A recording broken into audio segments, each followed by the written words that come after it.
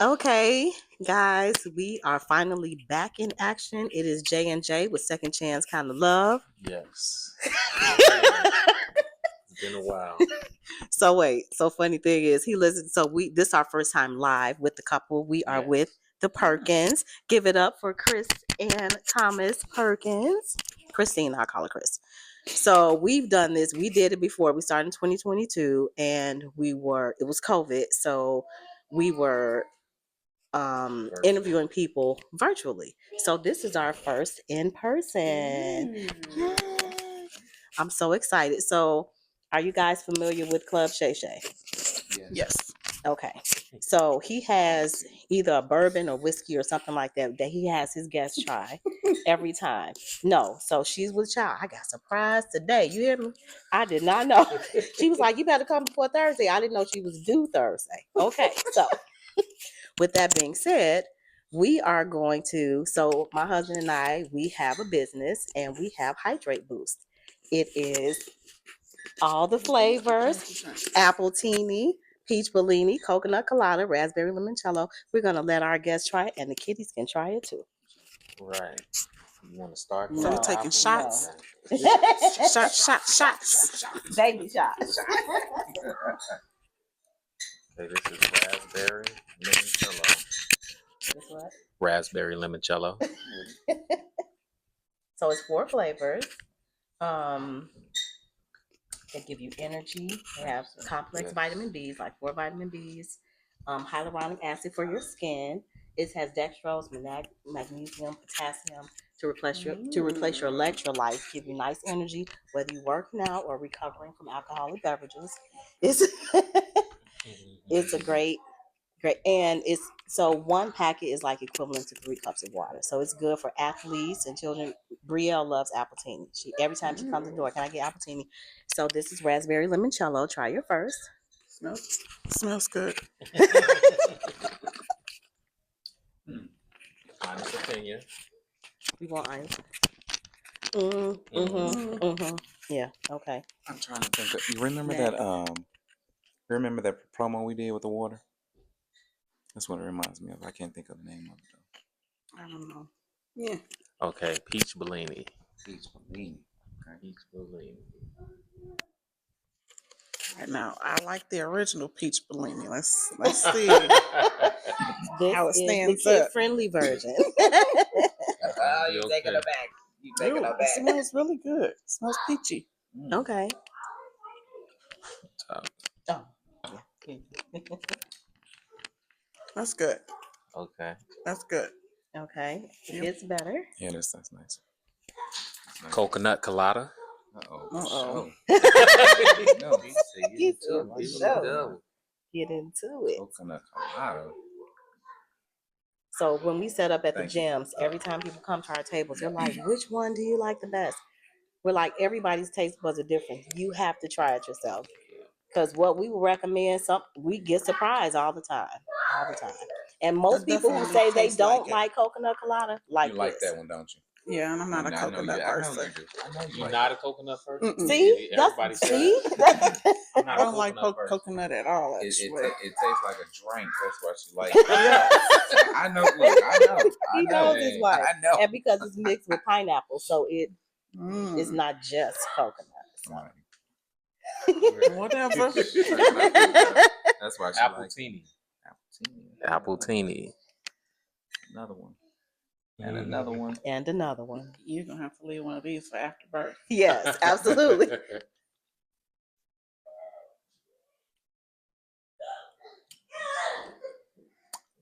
The second one was my favorite. Peach. Peach bellini. Yeah. Coconut, The peach. coconut, peach. On my top 2. Yeah, me too. Okay. Coconut and a peach. Okay. Okay.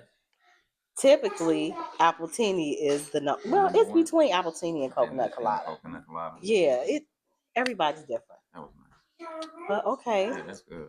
So you I said can coconut. taste the appletini, but the coconut is still. It's still, yeah. Mm-hmm. So coconut, peach. So what's your favorite? What's your number one? You need to taste them again. The peach. Peach. Yeah. Okay. Coconut. And then a coconut. Okay, got it. Well, you get a peach, you get a coconut. There you go. And okay. Thank you so much for the taste test. So let's get into it. Perkins, how long have you been married? Ooh, Jesus. We legal. I know, we grown legal. We now. 21 now. 21 years. Wow. Wow. We How did got you married meet? all of our adulthood. She was going to college in Champaign, Mm-hmm. and I lived there. Okay. And so we met in Champaign at the University of Illinois. You just went up to the school? You just happened to go up Oh there? yeah, I lived there, so I was just. How did it? Okay, I need to know the reason behind that don't, laugh. Right. don't embarrass me in front of these people. Oh, No, I this lived is there, so I still stayed. Shake Shack. I stayed on campus, so I You thought he was on campus, that he went to school. He was not. Champaign is a small hick He town. was eating there. He was hanging out there. Listen, He was I know playing that's pool right. there. That's okay. all the benefits of living in All a for a free college because it college was a town. college town. for sure. Okay. Wow. You're an unofficial student. Right. Okay. Hey, clearly he learned about life. Oh, I was Right. plugged. I was plugged at the U of I. We're I doing was the plugged. general how we met. Okay. So, in these 21 years of marriage, you all hear the beautiful babies in the background. We're One so baking. sorry. No. We are. Oh. Take, Well, Right. We're gonna edit this part. It's raspberry limoncello.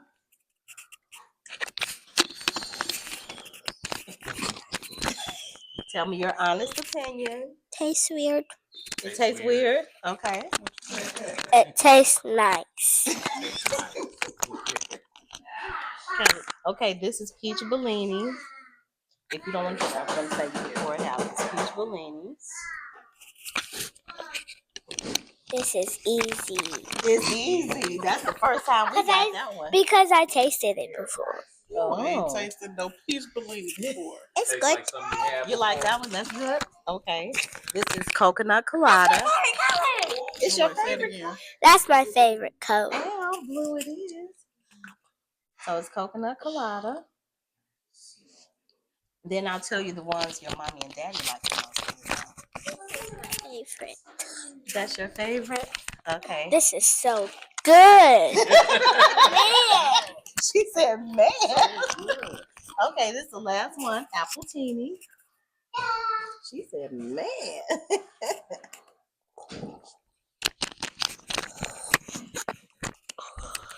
This is a 10 out of 100. Oh, It's an 8. I want to It's an try it all over again. okay. Which one you want to try over again? The blue. We could not have timed that better. Gotta love kids, right? Yes. So, with all your years of marriage and your babies, one brewing, have you had to find a second chance? Because second chance kind of love for us came from divorce. Both of us were married.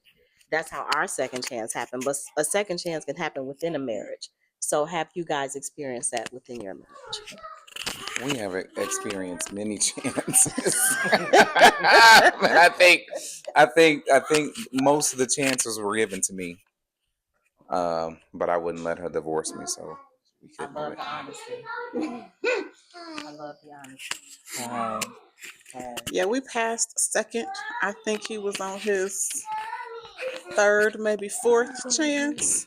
But yes, a second chance within a marriage is absolutely necessary. You go through so many changes, and everybody grows, and life is lifing. Yeah. And so yeah, you gotta give each other that opportunity, I guess, Okay. even when you don't want to. So while he manages that one, the one that stuck to my hip, yeah, because we got married so young.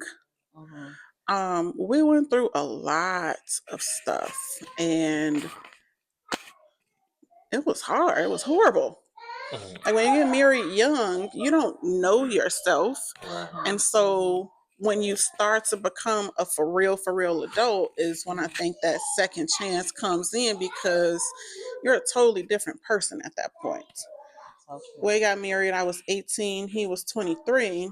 Whereas now, 3, almost 4 kids later, we're completely different people.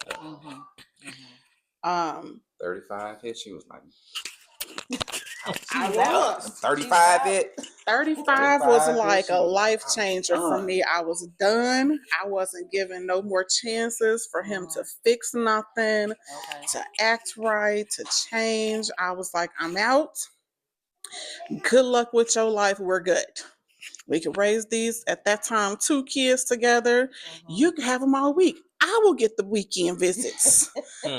But I did. I had an apartment and everything. I had went and got divorce papers. What? Yeah. Oh, I was done. Okay. And I think before, when I gave him other chances, it wasn't because I wanted it. It was because I had to, right? Because I was in church, I was in ministry, and that thing that religion will put over your head is you have to stay married because God doesn't like divorce and all these things.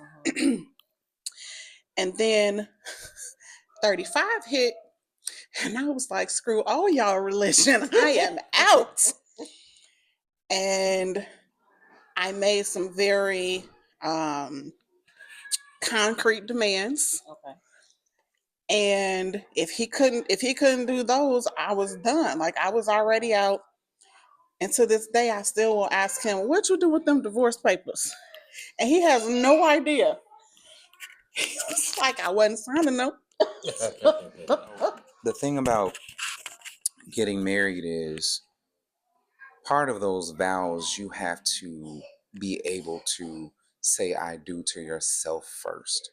If you have no idea who you are, it's hard to get married to somebody else that you decided that you want to grow with your life, because you're going to change and you're going to shed a lot of skin and you're going to bump heads, and how you were raised might conflict with how she was raised.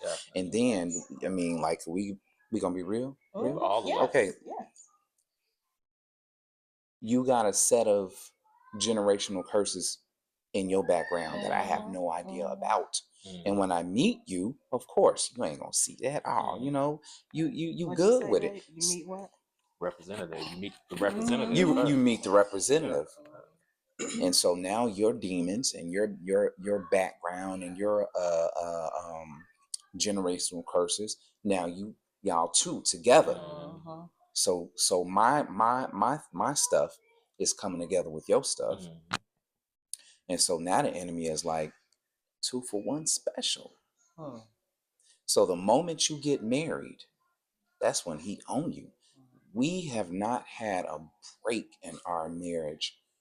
I think, my God, out of 21 years, I think we may have had a year of a break where it was not non-stop everything. That's family, finances, growing. We grew up together.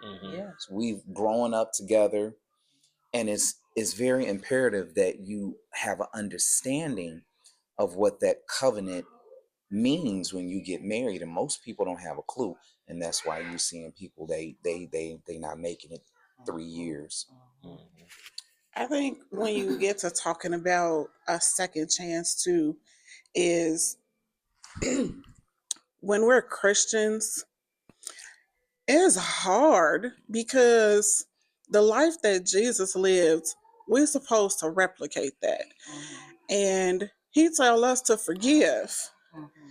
So then you want to talk about a second chance, and I got to forgive you. And when you really think about forgiveness in the biblical sense, you're not even supposed to remember what this man done did to you. So I got to give you another chance like it never happened. Are you crazy?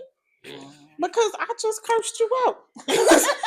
You just ticked me off. Right.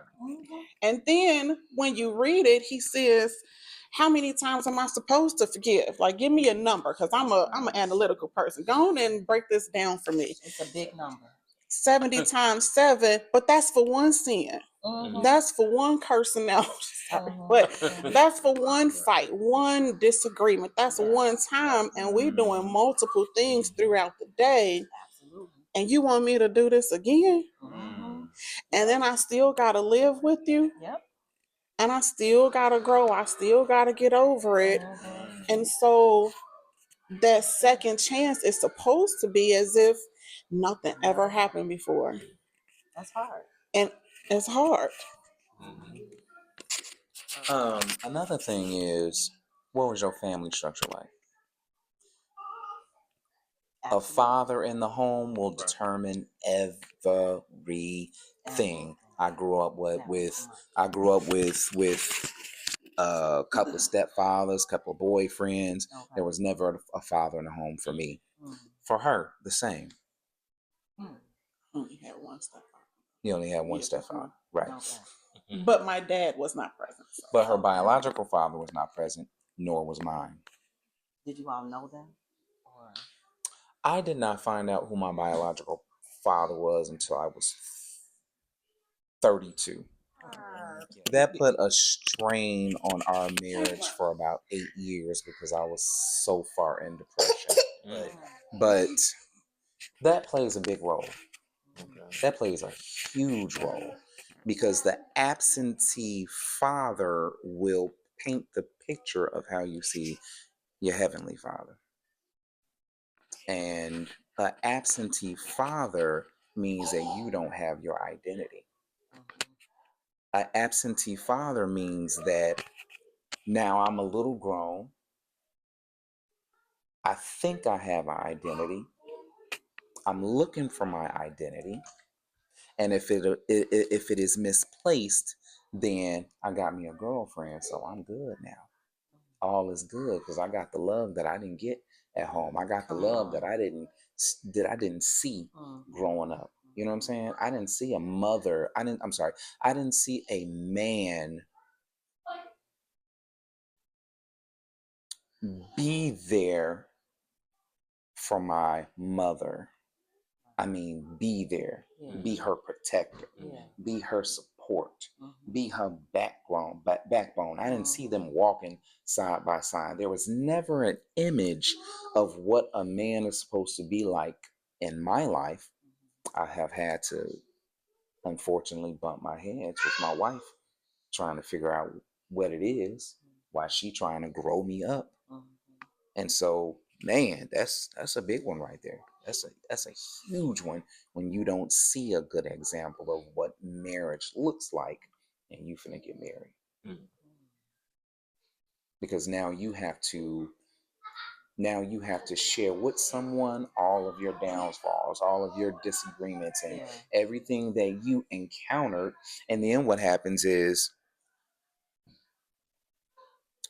when you feel like you might start getting some freedom, everything will start spewing onto the person that is the closest to you. Am I right? Everything will start spewing out. Every generational curse, every unhealthy background, it will start spewing on the person that's closest to you. And who wants to deal with that? You walked into your marriage with, man, y'all better take this. Come on, that's why we here. Listen. Y'all, I'm gonna give it to you for real. Because everything you're sharing, everything we'll share as we go on, it's going to bless somebody. Somebody's going to connect with this. You know, somebody's going to connect to, we didn't have our dads. And so it's very important to share.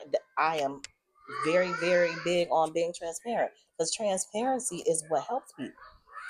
I know I didn't grow up in church. I grew up going to the mosque.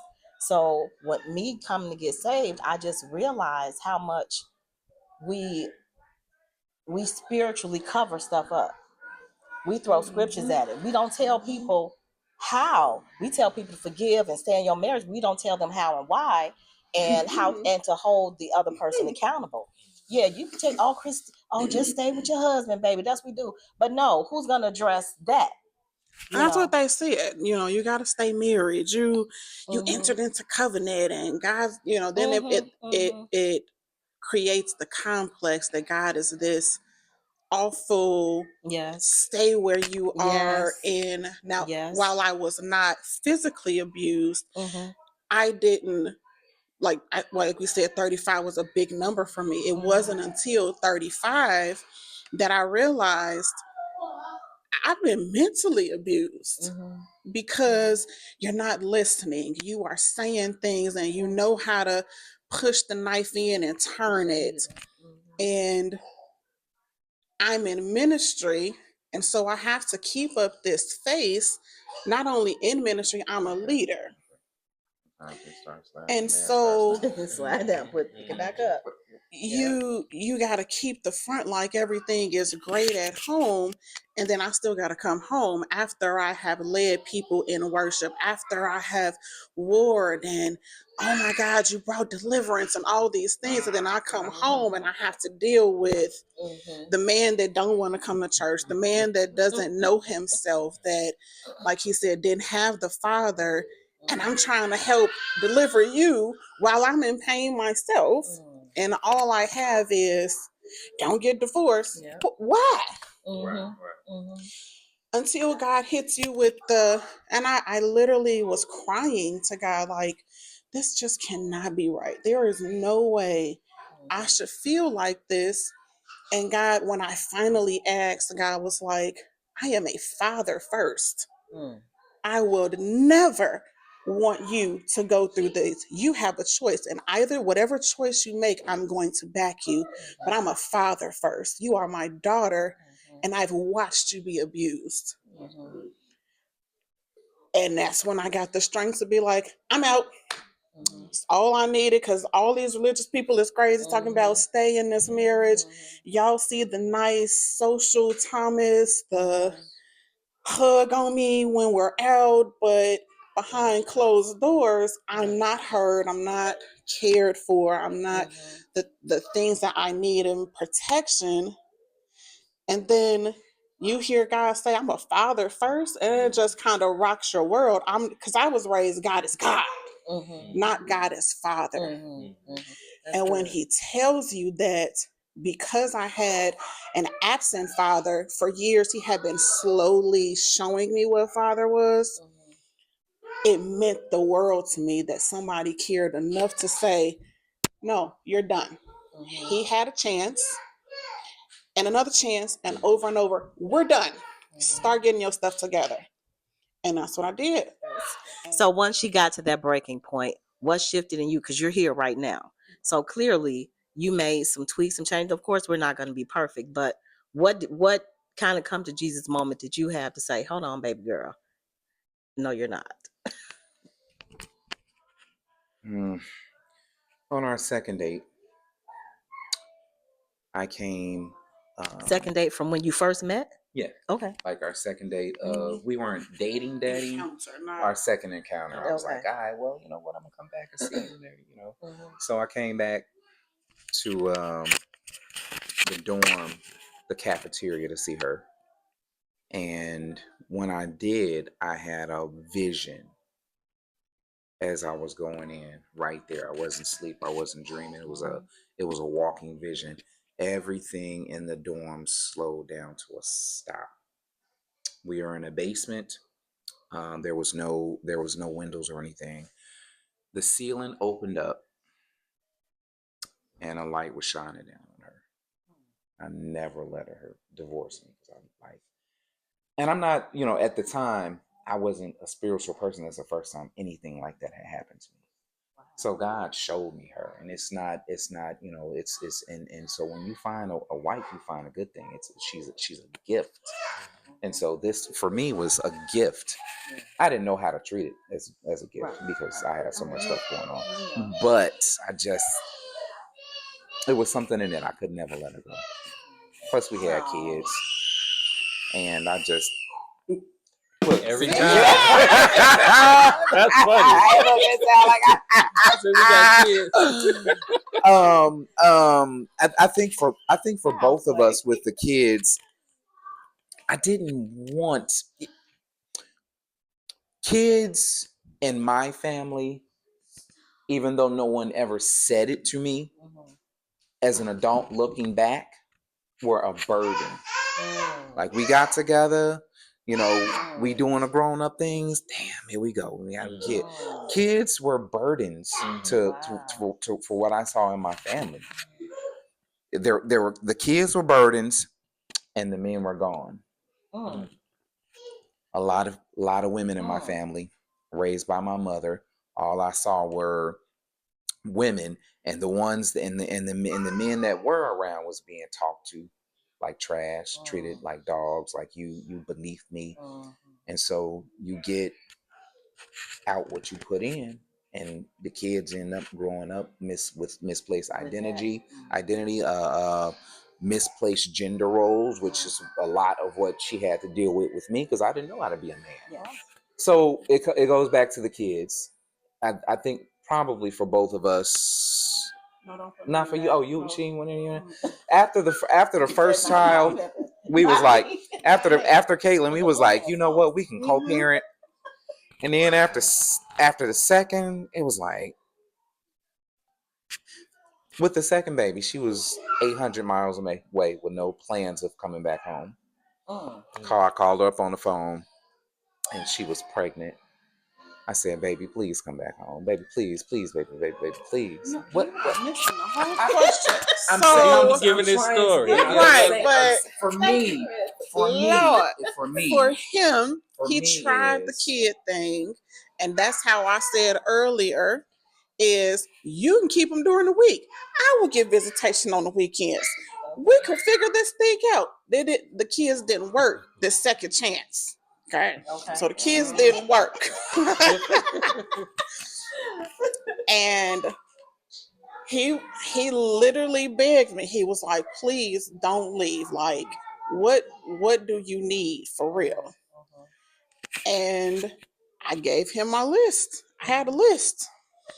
And we lived in this house. Instead of me going to an apartment, I lived in our master bedroom and he stayed in the guest bedroom.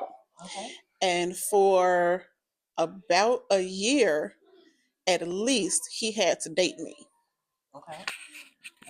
I think he realized how serious I was because before I just talked, I'm going to leave. But when I actually gave papers and said, you can keep these kids. Right. He was like, oh, she for real. Right. You willing to leave the kids? I was going to be the part-time parent. I'm okay. Right. And he saw all the stuff that I had bought for my apartment. And he was like, oh, It's about to happen. this is really happening. It would have been one thing if she said she had to go, but you trying to leave the kids too? We gonna work this out. You know what I'm saying? So our second chance was he had to actually date me. And being for real and standing my ground, I think from what I saw, is what turned the light on for him. And I better get for real. If I really want my wife, I tried the kids, I tried the vision. He did. I mean, what he said was right. Okay. But I think seeing it in black and white and then seeing all this stuff in my room, because I was out, was a wake up call. And he took it serious this time. We can talk about different occasions and different things. We can talk about 20 years worth of just a whole lot of stuff and that's going on in your marriage. If you do not get to the source, which is God above, it don't make no difference how good you do it, how you've been forgiven, how you're going to try, because what God is going to do is, and this is what has changed the trajectory of our marriage for me. I saw it. God reached back to us as children, maybe about Kai's age. He had me one hand, and he had her one hand, and he said, "Come on, I'm finna take y'all somewhere."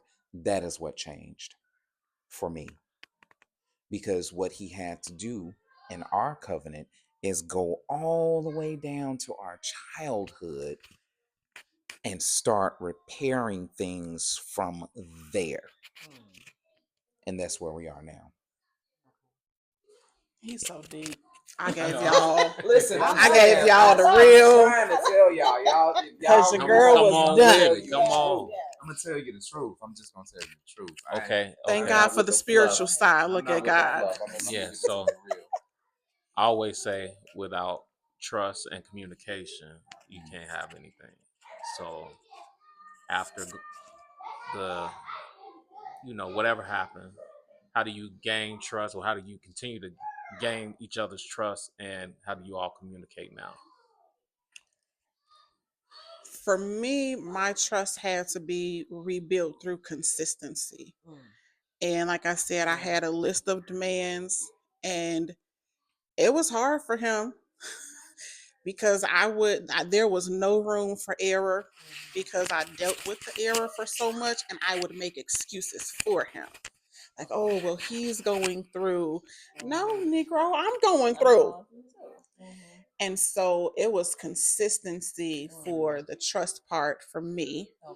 And he had to stick to that list. Anything outside of that, because my trust was completely broken. Anything outside of that, it was like a red flag. Oh, you're not serious? And then communication, that has taken a long time to mend because I grew up a people pleaser. And so I had to do what everybody else wanted, negating what I wanted or what I needed. And so I didn't even know how to speak up for myself or say what I wanted. Again, back to that list. That list was important for me. Um, and so when we started our for real second chance, I would just blurt stuff out because I held everything in for so many years. And one day he was like, "Oh my God, like, you just rough." And I was like, "So what? It is what it is at this point." But now we're like 5 years later. Now we can have conversations, even hard ones. We had to have a hard conversation yesterday and earlier today. And sometimes the tears happen, sometimes we get angry, but we've learned to listen. No, we've learned to hear the other person, not just listen to them talk. And your heart has to be in the conversation and in the person, because in marriage, you're always dying because it's not just about you. And so I had to learn how to communicate to him where he wouldn't shut down. And he had to learn how to communicate with me where I don't get angry and just do whatever he want to do to shut him up. It's taken time to relearn each other because now I'm 40. I'm not the 18-year-old people pleaser anymore. I'm 40 with goals and expectations and all these things. And hearing me and him doing and acting on what he heard has built the trust even in the communication where I can trust what I say is being heard. What you said earlier about all the things that you said you did not see. You did not see your mom being honored or adored or cared for. Do you feel like now you're being that for your kids? Do you feel like you're changing the paradigm for your family and for your wife? I mean, for her to feel that checklist, to feel all the feels, but do you feel you're changing that dysfunction that you saw when you were growing up?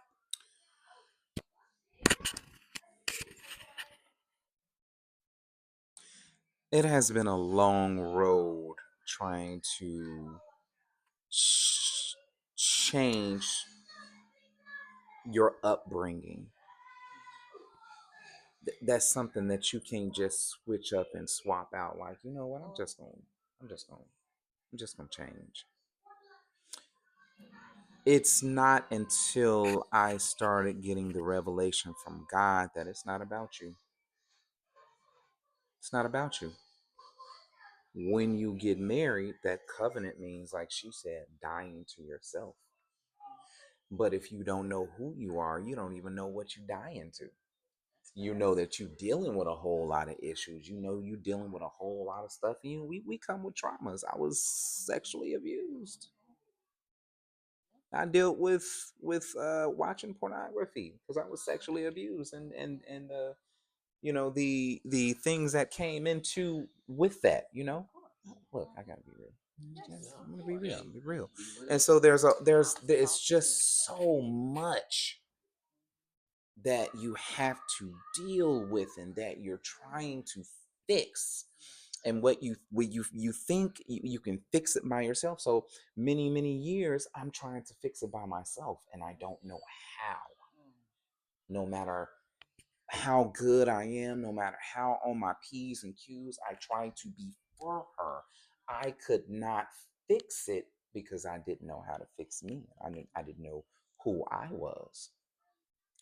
And so God began to take me as a son, and I had to come to the understanding that the covenant means you're going to die to yourself.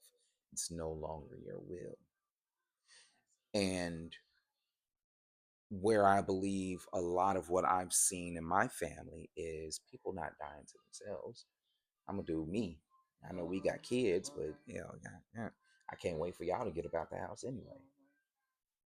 But I started to understand what covenant means, especially when you start having kids. So you got to flip the script hard, but you have to let God pull things out of you and show you things and reveal things to you that would make you, first of all, deal with yourself. You know what I'm saying? I needed time to get away. God, who am I to this woman and to our kids? I had to come to that revelation first. And that was deep. Now that I understand who I am, my place, now I can be the husband and the father that this family needs. And that's a long road, especially if you've been in it for so long and you've been going backwards. And so, my God, it's just for the ones that are getting married, there's so much to consider before you take that leap. I mean, it is a lot to consider, especially it's enough for the covenant, but now I got this little one, and so am I. Who am I going to be to her? And so now I have to go out and I have to get revelation. I have to get understanding. I got to start reading some books. I need some for real stuff. I need to be on my knees. I need to be talking to God. I need to be led by the Holy Spirit to fix everything that generations of men didn't.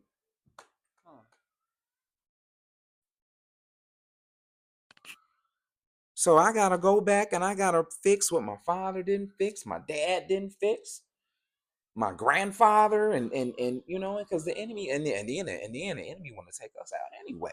Oh, men, head of the household, let's just wipe them all off. So everything is messed up. So everything starts with the father, and everything starts with the head. When you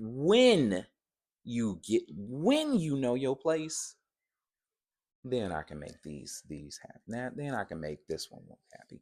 Now I could raise this one the way that is going to edify God because they belong to Him. I'm just So with all of that, that was good stuff. So do you feel you are now being what you did not see? definitely. And Amen. the road has been rough The road was gonna be rough, because but it's Who are you now to them? yeah, I see. I yes. see a That's what you. huge. Who is who I is see a he? Who is he? huge difference. Okay, so our now 9-year-old, when she was first born, I don't know what happened. Brain went haywire. He was not present, even though he's always wanted kids. So it was like, what? Versus now, because he had to go through this journey, now it's not the kids are seen but not heard. You know, like that's how most of us was raised, old school. Right. But now it's okay, what's going on? And they will sit and have conversations. And she's now to a point, because even she had to go through healing, she's now to a point where they giggle and laugh and rolling and playing in the floor, and it's bedtime and they all up there laughing and playing like I ain't said go to bed, but daddy in there playing. And he's creating, in my opinion, he's creating core memories for them so that when it's their time, they know what to go back. Even if they don't remember everything, something in them will say, this is how my dad was. Yes. Yes. And so it's the ice cream dates on Friday. It's the family time on Sundays. It's helping with homework. It's listening to our second oldest, because I don't even know, second oldest now. Talk, as you have seen. And I love it. And all the flips, and he acts like he never seen the flips before. And Caitlin, our oldest, he's dancing. He don't like dancing, but he dances with her. And then the boy is just a whole different. They fighting and laughing, and so he's different 9 years later from our first, where I don't know what happened. He wasn't present, but now he is absolutely present. He And picked that's them breaking up. generational curses. Right. That is breaking generational curses. Praise God for that. Praise God for that. Yeah. So, what advice would you give both of you? You kind of segue into that already, but what advice would you give other couples about? I'll say young couples, since that's where you started. They're because our daughter, her and her boyfriend, they're in high school. They're like, oh, we got life figured out. You know, we got A, B, and C. We got this plan, that plan, that plan. But what would you say to the 18 and 22, 23-year-old that's contemplating covenant, contemplating longevity? Because there are some that do it and, you know, They're good. yeah, they're good. They come, but see, everybody's families are equipped with different tools. Right. You know, and some people, like your kids, will have way better tools than what you had in ours too. So some can have a different, viewpoint. But what advice would you give to someone at the starting point you guys started at? What would you say to them? So, an 18-year-old young lady, I would say take your time. Create your own memories first, whether that's traveling with yourself or your girlfriends, whether that's going through your phases with your different hairstyles, dating yourself, just spend time with you, because 18, 19 years old, you're transitioning from everything your parents taught you. And now you have to figure out, you're expected to just show up as an adult. And that's just not reality. There is nothing wrong with dating. You don't have to enter into a covenant, because once you do that, God sees you as one. And whatever warfare is attached to that person's life, you have to deal with that too if you enter into covenant with them.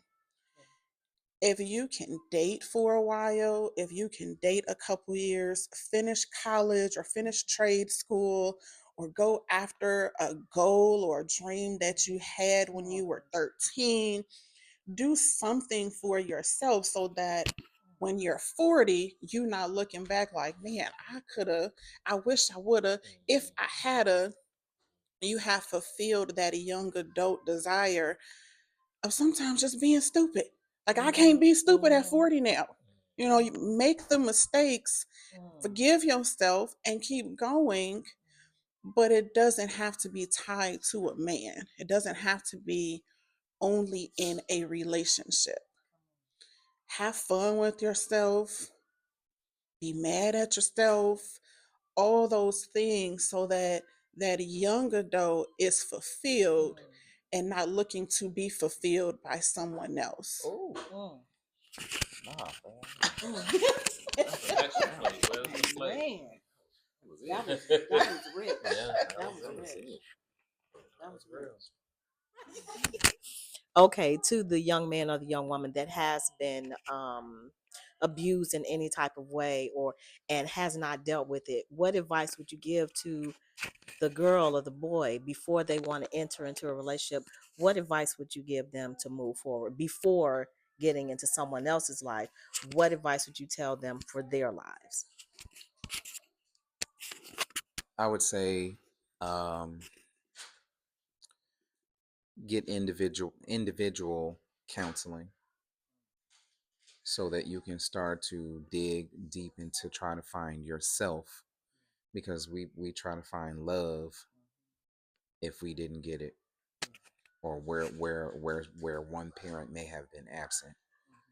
And for women, especially if the father was not there to give them identity, they go and they try to find it in somebody else. So I would say everything that you can do to find your identity, do that. Whatever counseling you need to take, do that. Do that before the premarital counseling. Get your own counseling. And, you know, people don't understand what covenant is. I'm not going to explain it, but they don't. But people don't understand what covenant is. Go before the Father first. Talk to him and ask him, God, what are you saying? Is this a good idea? Is there something that needs to be worked out? Am I ready for this? Am I trying to do this because I'm trying to please somebody else? Am I supposed to do this because maybe I'm the good daughter or the good son and they're looking at me and they're watching me and I met somebody and it's nice and we got to keep it, we got to keep the front on. Marriage is lifelong, to the death. To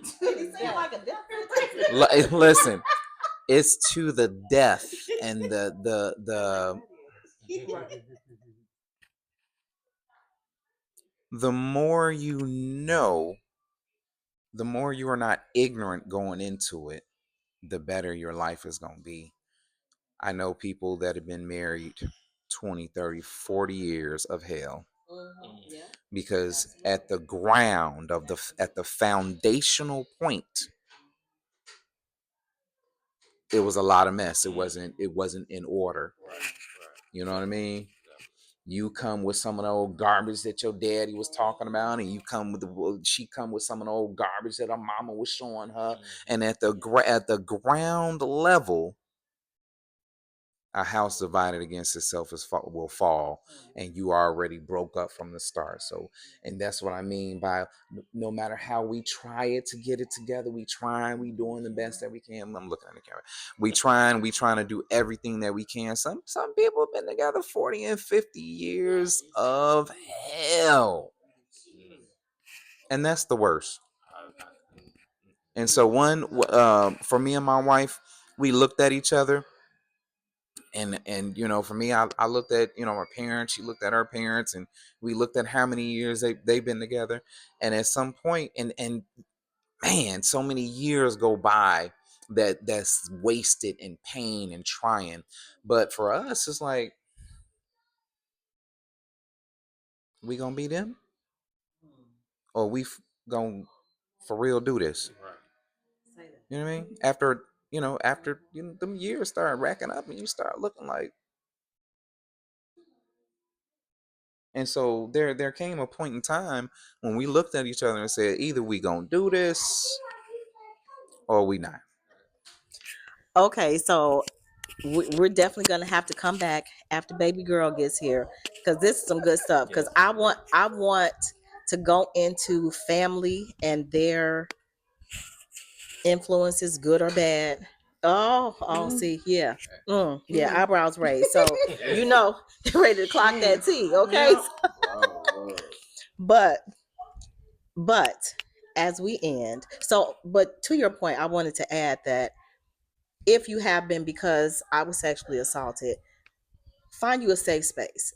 Back then, I know for me, I probably same for Thomas, there weren't a lot of organizations. It was a hush hush taboo topic subject.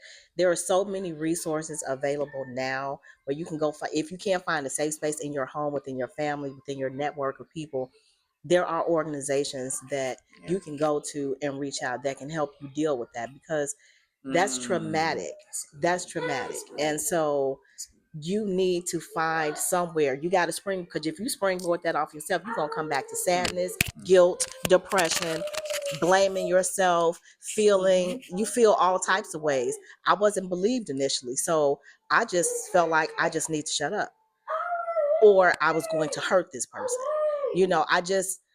I didn't know what to do with that. So I would admonish you, if that is you, regardless, whatever type of situation, seek your people. There are too many community resources available. The world you're probably watching right now at your fingertips. The world is at your fingertips. Utilize that and get healthy and healed, because we love you.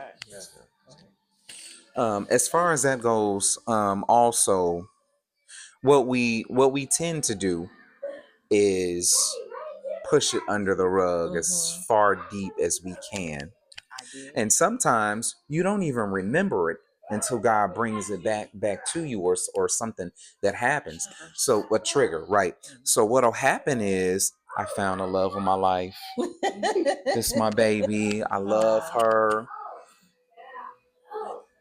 I'm sitting still long enough to start seeing things. Because when you get married, what happens is you start getting comfortable. And guess what? That's when it's gonna come out.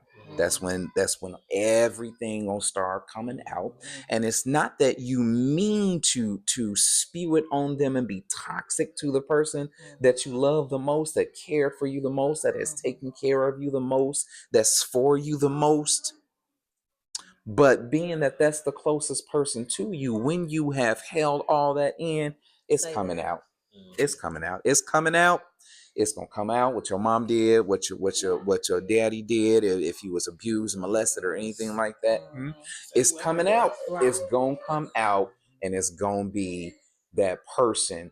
And it's not going to be that you mean to be toxic and ugly at them. It's just that's how it happens. Am I wrong? Yeah. I just would say it's not your fault. Amen.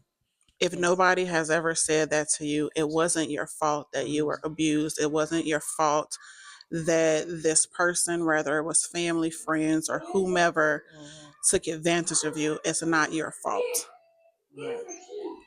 And to the parents, the grandparents, the aunties, the uncles, stop having.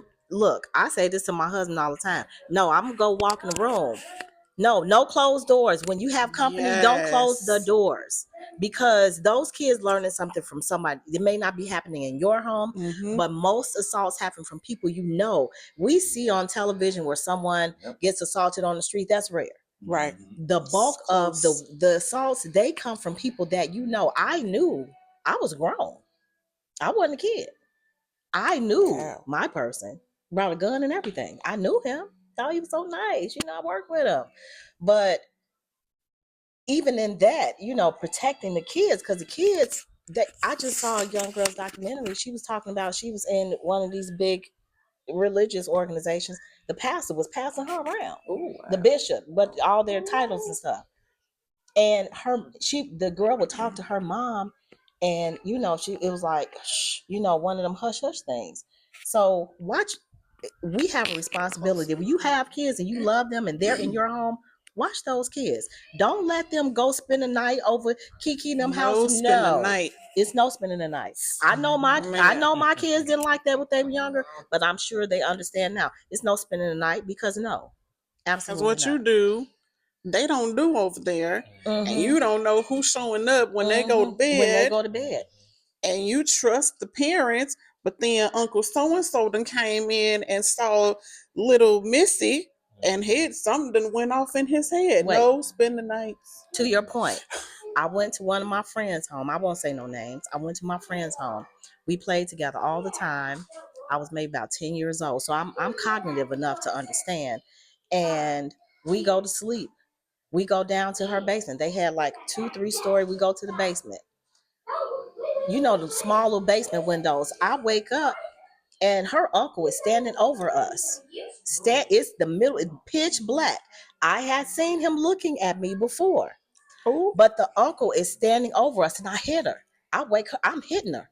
And when she woke up, she looked up and saw him. That said to me, and I could be wrong, but I felt like it wasn't a surprise. It wasn't a surprise to her. But she woke up and she looked up at him, and he just smiled. He had a distinctive smile. He just smiled and said, "All right, now, good night." No, it's 3:00. We were already asleep. Right. It's not a good night. So with that, I said, I don't want to go over nobody else's house. I made that decision. My household at that time was very lenient. I could do what I wanted to do, but I had to make a decision like, whoa, I was scared. I didn't want to go back over there no more, because he really scared me. And I'm like, this man would have done what he needed to do had I not woke up. So parents, go ahead. Listen to your kids. That's it. Like, it's okay to have conversations. I was intentional in creating a safe space for them to talk. And that was very, very important to me. Their voices matter. Yes. Also, start them conversations early. Don't let these schools be the first contact that your kids have about anything sexual. Start that in your house first. Don't let the streets teach them. Don't let the school teach them. Start it in your house as young as they can start understanding what a private part is. Yeah, there we go. We don't use what's it called? Pet names for private parts. We call it what it is, the scientific words we use. Even my 6-year-old knows. I don't know if I could say it on, vagina, bruh. She knows those words because you could be getting abused, and your kid is at school saying, "Oh, I have to share my cookies with my uncle." Well, the teacher at school is saying, "Well, we do practice sharing." That's true. But that's not what she means. And then the teacher doesn't know to tell the mother, your daughter, because she doesn't understand, because you're calling it a cookie. But if you like, don't touch my vagina, you out of luck, buddy. So, yeah, buddy, you out of luck. Right. So, the teacher won't even know what to do because you're using these cute names, these pet names, and it's not a trigger for anybody. So even like my friends and family, when I was teaching, Kaylin was like 2. My 2-year-old, they've known since 2 what their body parts are. Because I read a story. It didn't happen to me at 2, but I read a story about the girl using the word cookies. And she told her teacher, "I don't want to share my cookies with my uncle." Unfortunately, the teacher was pushing it. Well, it's okay to share.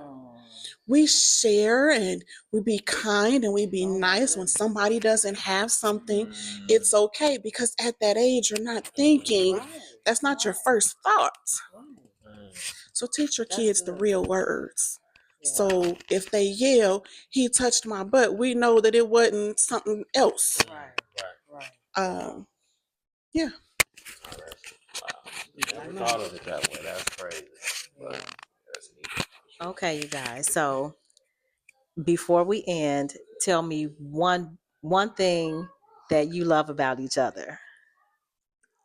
In this phase, we've gone through some phases, but right now, because she's about to drop a load this week.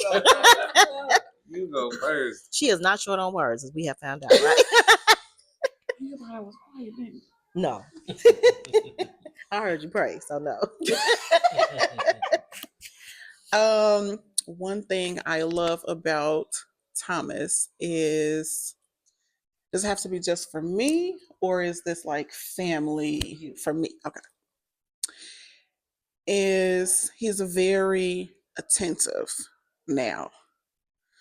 I can say something and he will follow through with it. Like, it's not a hesitation. It's not, well, did you meet? It's just whatever I said, he's attentive to it. And then, like, even being pregnant, I don't even have to put lotion on my feet. It's little stuff like that you don't think that you need, but you do, because you're a woman. You can figure it out. You can do it yourself. But that attentiveness kind of makes you feel, or makes me feel more feminine. Seen, yeah. Okay, that was pretty good.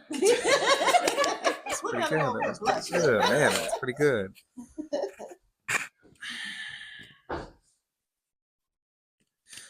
I love the person that God has created her to be. She has. I'm ready. She is compassionate to help others always. She is a great mother, a great friend. It's that thing that she has that people can just come to her and talk. That's great. I want to hear about me to you. What you talking about? That's them. Us. I want to hear me to First you. of all, we know it's the God glow on her. Is that what it is? Right, the whole vision. We got that part. But yes, Okay. This is about me. Does it have to be a physical attribute, or does it? Whatever you want. Go if you like her ahead, boo. booty, you like her Hello. toes, I mean, She said the toes. Okay, I love my wife's smile. Okay. Number one thing. you Number one just- thing. Love that smile. Number one thing. There we go. Okay, so what do y'all love about it? What's one thing y'all love about each other? Because y'all giving eyes over here. It's more than one thing, but I love how my wife she gets involved in everything. I mean, and she makes it. She wants to do 100 for everything. Everything is gonna be the greatest thing ever. She gonna put. This is for you personally? No, yeah, for me personally too. She Okay. brought me out of my shell. I don't talk at all. No. I don't like talking. I save my words for very important times. I tell her I've got maybe 100 words a day, and if I'm out of those words, all you get is "What's up?" Hey, all right. No, but she's breaking me out of my shell. She's helping me to become a better person. Teaching me things that giving me more confidence. I'll put it like that. Giving me more confidence, and telling me I can do it, and things that I said, or things that I would not be confident in, she'll be like, "You can do that. Go ahead and do it. You sound." Even how we met at church. First thing she told me when she was after me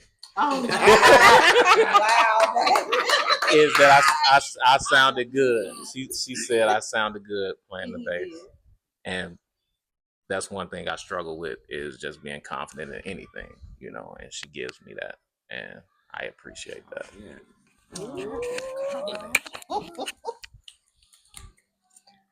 Okay, so I have many, but to your point, I I've never felt so seen in any relationship. I've never felt so seen and paid attention to. I could walk in the house and he'll be like, "What you do different?" Like immediately.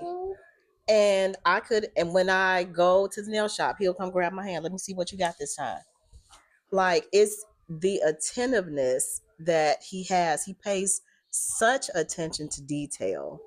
And it's not just, oh, he likes my nails. Is that he sees me and he wants me to know that he sees me. And so I appreciate that about you. Just down Points racking up. rack them up, rack them up. Right. But no, seriously, like, and he's not I've never, and so of course I was married before, got divorced. And so on the dating scene, there was just so much pride, I guess, just just contention in people that men just had so much pride. And he never once has ever said, "Oh, I'm so humble." He's never done that, but he carries that gracefully. He's very humble. He carries humility as a badge of honor. Like that's something he'll never say because he carries it. And I thank God for the humility that he has. So our communications are not combative. I'm like, dang, before, like everything have to be like I gotta struggle. I gotta dig deep just to talk about something surface. And that's not the case with my husband. Like we can literally have great conversations and it's not a struggle. And that is the main thing I appreciate, that we can just communicate. And so with that being said, he's gonna Joining use his us. last words. These are my last words of the night. This is Jay. And I'm Jay. Christina. Second chance kind of love.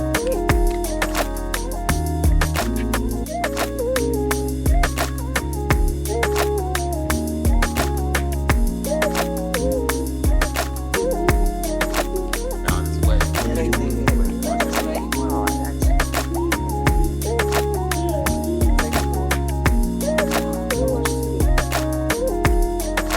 Bye-bye. Thank you. Yeah, good. I'm not. Yeah, that was hard. That was hard. That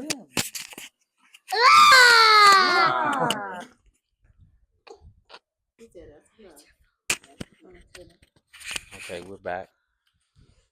We're back live on a new phone with less apps. Just laughed at me for all of my apps. Okay, I'm gonna start in the beginning.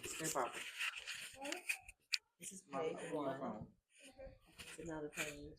3, 4, 5, 6, Go ahead on. 7, 8, 9, 10, 11, 12, 13. Temple Run. Why do you still have Temple Run? 15, 16. No, that's 16. I said 10. 15. You had 15. But hey, I just deleted 3 apps. Woo! she 3 feels apps on 15 pages. I Oh do. my. I'm gonna delete one of these, a full page. I'm gonna delete a full page. I promise. No, I know. No. Okay. Wow. Okay. So back where you were, Tom. Oh, this is awesome. Ooh. Hi. Hi. He's so polite. He said hi. Hi, Ty. Bye. Bye bye. Bye, bye, handsome.